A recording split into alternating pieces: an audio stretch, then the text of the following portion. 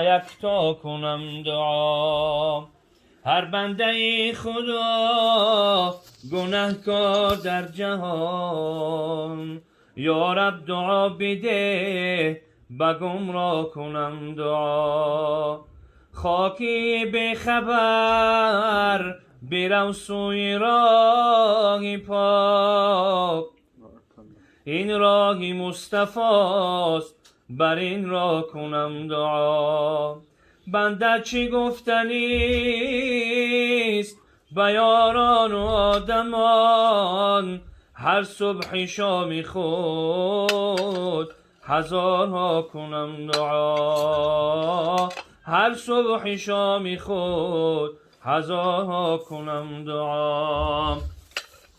یا الهی چی کنم دور شود غمهایم، این همه رنج فلک روز و شبی دنیایم. من بیچاره آواره سرگردان را، بخشو یا رب لبم نامی تو شد آوایم. تو که رحمان و رحیمی به همه اهل جهان، من در این گنبد دوار رهت می پایم. چون که دارم امید و بکنم تکیه به تو، ای خدا ده مرا قوت جان و رایم. ای خدا ده مرا قوت جان و رایم. ای خالقی ارض و سما، ای رازقی شاه و گدا، کردم بس جرم و خطا، استغفر الله العظیم. کردم بس جرم و خطا، استغفر الله العظیم.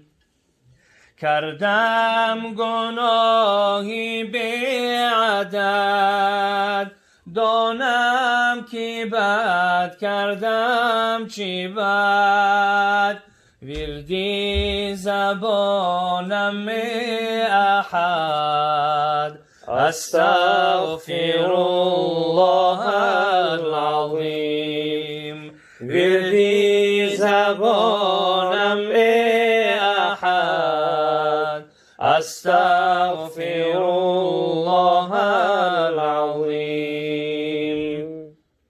چندان که کردم توبه ها، ثابت نگشتم بر وفا، زین فعل بد ای پادشاه، استغفر الله العظیم. زین فعل بد ای پادشاه، استغفر الله العظیم. در حب دنیا روز و شب، سرگشتم اندر طلب، یا رب نکن بر من غضب، استغفر الله العظیم. یا رب نکن بر من غضب، استغفر الله العظیم. داری که تا جان در بدن، ناحق زبان اندر دهن، هر دم بگو مسکین حسن، استغفر الله العظیم. هر دم بگو مسکین حسن، أستغفر الله العظيم. هر دم بگو مسکین حسن أستغفر الله العظيم. اللهم